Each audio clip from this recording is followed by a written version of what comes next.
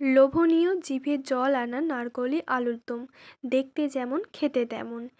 নারকোলি আলুর দম বানানোর জন্য আমি প্রথমে একটি মশলা করে নেব। তার জন্য আমি কড়াইতে দিয়ে দিচ্ছি শুকনো লঙ্কা, এলাচ, লবঙ্গ, দারচিনি, জিরে, মৌরি, ধনে দিয়ে আমি এগুলো সব ভালোভাবে ভেজে নেব। মশলাগুলো ভাজা হয়ে গেছে, এবার এটা শিলে দিয়ে ভালোভাবে মিহি করে বেটে নেব। মশলাটা বাটা হয়ে গেছে, এবার এটা একটি পাত্রে তুলে নিচ্ছি। অন্যদিকে আমি কড়াইতে দিয়ে দিচ্ছি তেল। তেল দিয়ে আমি টুকরো করে কেটে রাখা আলুগুলো একটু ভেজে নেব। তার জন্য দিয়ে দেব সামান্য হলুদ গুঁড়ো।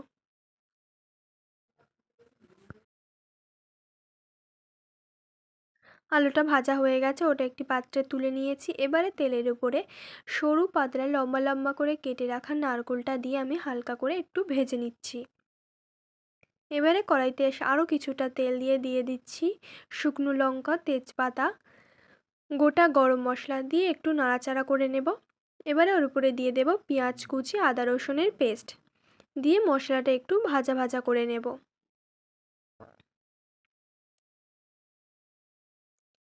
এবারে ওর উপরে দিয়ে দিচ্ছি হলুদ গুঁড়ো, লঙ্কার গুঁড়ো ও স্বাদ মতো লবণ দিয়ে মশলাগুলো একটু নাড়াচাড়া করে নেব।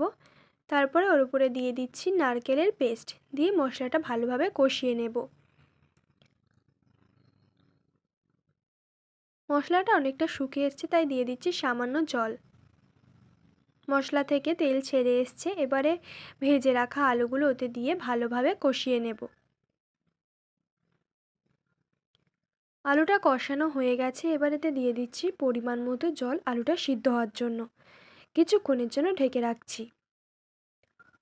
আমাদের তরকারিটা অনেকটা মাখা মাখা হয়ে গেছে, এবারে উপর থেকে একটু ভেজে রাখা নারকেল ও যেই মশলাটা বানিয়েছিলাম ওটা ছড়িয়ে দিয়ে একটু নেড়ে নিচ্ছি। এবারে ওর উপরে একটু ধনিয়া পাতা ছড়িয়ে দিয়ে নাড়াচাড়া করেই নামিয়ে নেব। তাহলেই তৈরি হয়ে যাবে নারকোলি আলুর দম। আপনাদের এই রেসিপিটা কেমন লাগলো অবশ্যই কমেন্টের মাধ্যমে জানাবেন। আর আপনাদের যদি এই রেসিপিটা ভালো লাগে তাহলে অবশ্যই চ্যানেলটিকে ফলো করে দেবেন।